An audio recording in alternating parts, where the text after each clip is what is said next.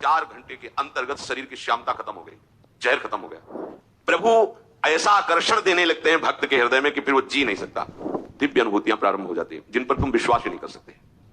ऐसे तो बहुत से अनुभव होते थे, पर वो जो एक अनुभव हमें शेनपुर में हुआ, प्रभु कह रहे हैं राग भय क्रोध का त्यागी और मेरे में तन्मय।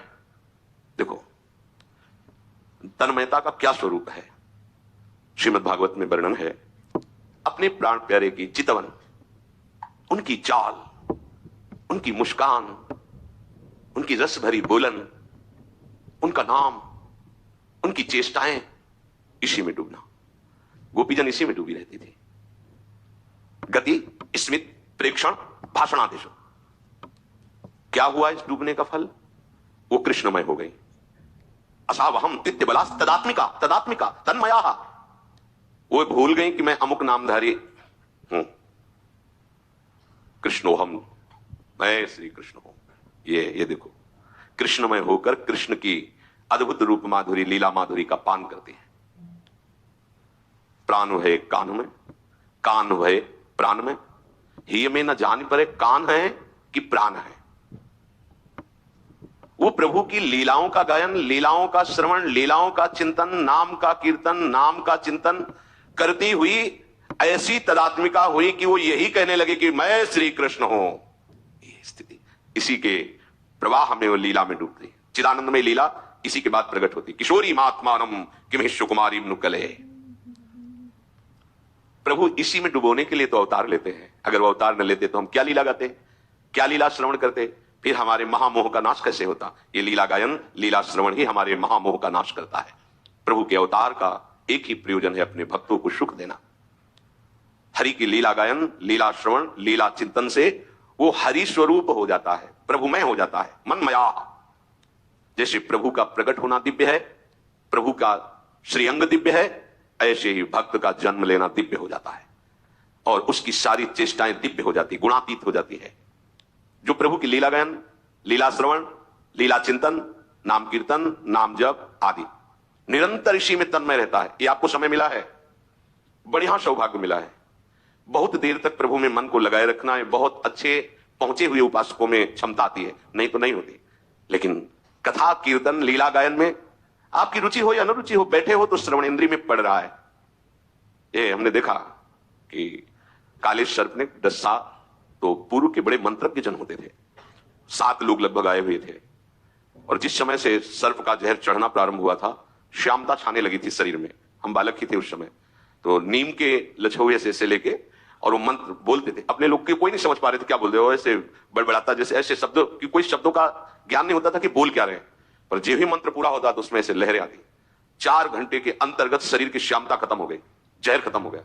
तो जिसको सर्प काटा था कुछ जान तो रहा नहीं ना कि क्या बोल रहा है, लेकिन प्रभाव तो पड़ रहा है ना, उसका विष उतर रहा है, उतरा। ये किसी के प्रमाण की जरूरत नहीं, खुद हमने देखा है कि और कोई मंत्र काम नहीं करता, ऐसी बात नहीं। पर मंत्र का ज्ञान ही नहीं है तो नाटक से थोड़ी विष उतर जाएगा। मंत्रवेत्ताओं को देखा है, 4 घंटे में फणधारी सर्प के द्वारा काटे हुए शरीर पे विष की श्यामता छा गई थी, सूझन आ गई थी। 4 घंटे में स्वस्थ कर दिया, हमने खुद देखा है। तो उस समय की बात, वो मंत्र क्या बोल रहे हैं, वो जिसको सांप ने काटा उसे तो शुद्धि नहीं है, और वहां कोई भी नहीं जान पा रहा था कि क्या बोल रहे हैं, लेकिन विष उतर गया ना। ऐसे ही चतुरासी जी का गायन हो रहा है, श्रीमद राधा सुधा निधि का गायन हो रहा है, 42 लीला का गायन हो रहा है। आपको नहीं समझ में आ रहा, कोई बात नहीं, पर आपका विष उतर रहा है। जो संसार विष है, जो भोगाकर्षण है, जो अविद्या के द्वारा किए हुए पाप कर्म है, वो सब नष्ट हो रहे हैं। धीरे धीरे आप जब स्वस्थ हो जाएंगे तो समझ में आने लगेगा क्या गाया जा रहा है। फिर जब आप समझने लगेंगे तो आप जी नहीं सकते इसके बिना। ये मनमया, प्रभु की शरण होकर के प्रभु का जब चिंतन किया जाता है तो शरणागति से सामर्थ्य आती है कि वो निरंतर प्रभु का चिंतन कर सके। निरंतर प्रभु का चिंतन करना केवल महाभागवत के अंदर इतनी सामर्थ्य नहीं। ये बड़ी कठिन बात, विश्व में अगर कोई भी कठिन कार्य है तो भजन करना है। सब कार्य में मन सहयोग कर सकता है, भजन में नहीं करता। आप खुद देख लीजिए। और जो निरंतर भजन करते हैं इसीलिए भगवान उनके अधीन हो जाते हैं। प्रभु ऐसा आकर्षण देने लगते हैं भक्त के हृदय में कि फिर वो जी नहीं सकता। कुछ दूरी है जिसमें विषयों का आकर्षण रहता है, प्रभु का आकर्षण समझ में नहीं आता। ध्यान रखना, कुछ यात्रा ऐसी है और ये यात्रा काटने के लिए केवल एक उपाय है, साधु संग। अगर साधु संग नहीं तो इस यात्रा में आप कदम आगे नहीं बढ़ा सकते, भाग जाएंगे। ये यात्रा जहां प्रभु का आकर्षण अभी अनुभव में नहीं आया और संसार का आकर्षण हो रहा है और हमको निरंतर भजन मार्ग में चलना है, ये बहुत कठिन यात्रा है। जो इसको पार कर जाते हैं उसके आगे फिर कठिन नहीं होता। ऐसी मधुर मधुर झांकी, ऐसे दिव्य अनुभव, ऐसा आनंद, उसे समझाना नहीं कि भजन सार वस्तु है, भजन करना, वो भी जी नहीं सकता। उसका रोम रोम रग रग प्रभुमय हो जाता है। पर वहां तक पहुंचने के लिए जो अत्यंत आवश्यक विषय है वो साधु समागम, सत्संग एक बहुत बड़ा अमृत है जो बड़े भाग्यशालियों को पीने को मिलता है। यही सत्संग हमें नवीन उत्साह पैदा करता है। भगवदानंद का अनुभव नहीं, और विषय आकर्षण बहुत जोर का आग लगी हुई है। उसको ऐसा लगता है, कहते हैं नाम में रस है, रूप में रस है, लीला में रस है, दाम पूरी चतुरासी जी कई बार गा रहा हूं, सब कुछ कर रहा हूं, लेकिन हृदय वही विषय आकर्षण से कोई आनंद नहीं। तो ये अनुभव की बात कह रहा हूं, इसलिए ये कहीं लिखी बात नहीं कह रहा कि इतना मार्ग सूखा रहता है, वो यहां की बात कह रहा हूं, छाती की बात कह रहा हूं कि कुछ दूरी की यात्रा को केवल मानकर चला जाता है, गुरुदेव की आज्ञा मान करके, और उसमें जो विषय आकर्षण होता है उनको मान करके हम उसका त्याग करते हैं। कोई आनंद बस नहीं त्याग कर रहे हैं। अब वो मार्ग केवल उनकी अंगुली पकड़ के ही हम चल सकते हैं, अन्यथा नहीं चल सकते। वो केवल मनोराज्य होता रहता है। और जहां उस सीमा को प्यार किए, वो सीमा क्या है? अपनापन देह भोगों में, संबंधियों में। जहां ये अपनापन प्रभु की तरफ लगा तो प्रभु उसके हृदय में आकर्षण पैदा करने लगते हैं। दिव्य अनुभूतियां प्रारंभ हो जाती हैं जिन पर तुम विश्वास ही नहीं कर सकते।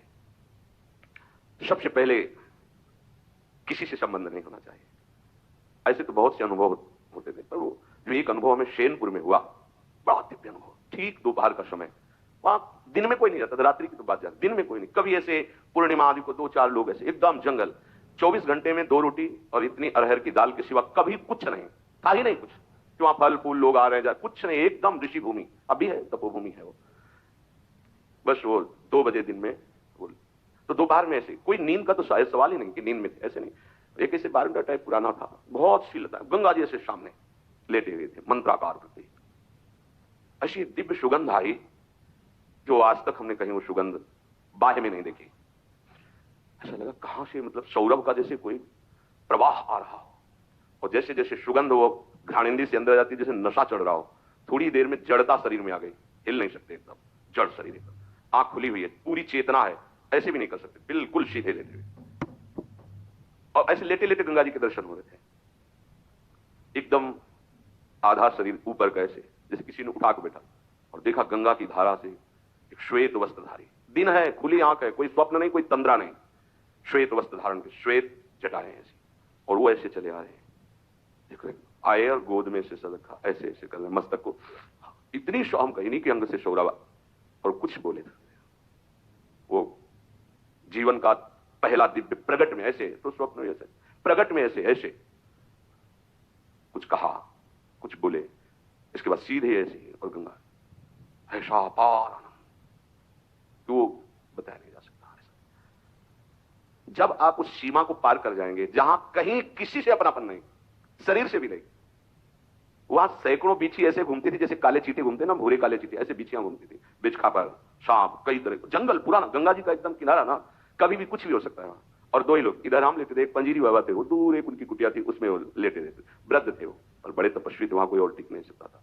अनुभव, अपनापन जब तक शरीर से, तब तक दिव्यता का अनुभव। हम बहुत अंदर लालायित रहे कि इनसे पूछे आपको का परिचय, हिम्मत, मतलब वो एकदम ऐसी जड़ता भाव थी कि हिम्मत ही नहीं पड़ रही थी पूछे। बाद में पता चला, वर्षों बाद में पता चला कि अमुक अमुक महापुरुष प्रकट होकर के बताया।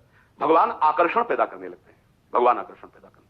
उसी के बाद फिर भाई जी महाराज राधा बाबा का दर्शन ऑफिस में हुआ, नेत्र के सामने ऑफिस प्रकट है, ऐसे भाई जी करके, ऐसे क्या जानना चाहते हो, ऐसे चश्मा ऐसे करके, और पूज्य राधा बाबा बगल में बैठे हैं। उसे यही प्रश्न किया, श्री कृष्ण की प्राप्ति कैसे होगी? ऐसे देखे और बोले, जब श्री कृष्ण बन जाओगे तो श्री कृष्ण की प्राप्ति हो जाएगी। उस समय सही समझ में नहीं आ रहा था, और उन्हीं की कृपा, जैसे ये कवा प्रभु का, तो बोले मनमयाहा तदात्मिकाहा तन्मयाहा ये में न जान पड़े कान है कि प्राण है। जब कृष्णमय हो जाओगे तभी कृष्ण का साक्षात्कार होगा। फिर तो झड़ी लग जाती है अनुभवों की। वृंदावन तो चमत्कार का समुद्र है, फिर किसी को समझाने की जरूरत नहीं थी कि भजन करो, भजन आनंद प्रदान, ये सब बहुत। फिर वो तो नशेबाज हो जाता है, प्रभु के नाम का नशा, प्रभु की लीला का नशा। देखो नशा कहने में लगेगा कि कैसी बात, आशा बसन व्यसन, व्यसन नशा, व्यसन याति नहीं रघुपति चरित्र होए तहाँ सुनाई, यही आशा है, यही उनका जीवन है, और यही उनका नशा है। क्या जहां भगवत चरित्र हो रहे वहां जाकर उनको सुनना या भगवत चरित्र गायन करना। जो शरीर को अपना मानता है तो उसकी प्रकृति की सन्मुखता होती है, परमात्मा की नहीं, प्रकृति की तरफ। और प्रकृति नाशवान है, प्रतिक्षण परिवर्तनशील है, और दुख आदि नाना प्रकार के द्वंद्वों को प्रकट करने वाली है। दुख योनया, यहीं से दुख प्रकट होते हैं। जब तक हम प्रभु की तरफ सन्मुख नहीं होंगे तब तक हमारी जो आनंद वृत्ति है, स्वाभाविक चेतन अमल सहज सुख राशि, जो हमारी आनंद वृत्ति है, वो ढकी रहेगी, उसमें पर्दा पड़ा रहेगा। तो जो सबसे पहली बात प्रभु को अपना मानता है और अपने हृदय में ये बात बैठा लेता है कि प्रभु के नाम में सुख है, प्रभु के रूप में सुख है, प्रभु की लीला गायन लीला श्रवण में सुख है, और जहां लीलाएं नित्य नवीन रूप धारण करके प्रकाशित होती रहती है, वो धाम सुख सिंधु है। भले हमें अनुभव नहीं हो रहा, पर ये नाम रूप लीला धाम ये सत्य है और यही सुखमय है, और प्रभु हमारे हैं। ये शरीर, शरीर के भोग, शरीर संबंधी ये हमारे नहीं है, ऐसा आपके मन में भी हो और तन में भी, आचरण में भी होना चाहिए, तभी आप प्रभु को जानते। जैसे आप इसके विपरीत चलेंगे तो आपको अनुभव होगा कि भगवान पक्षपाती है, देखो वो कैसा करता फिर भी सुखी है और हम दुखी हैं।